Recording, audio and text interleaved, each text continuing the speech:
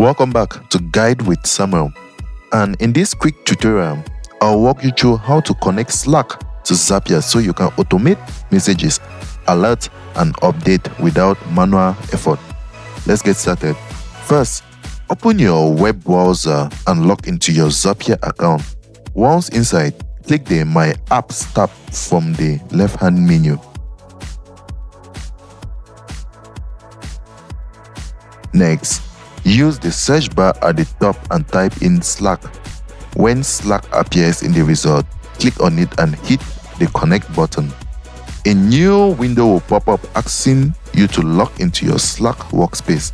Sign in with your Slack credentials and, if prompted, select the correct workspace you want to connect.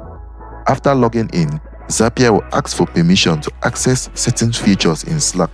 Carefully review the requested permissions, and once you're ready, click Allow.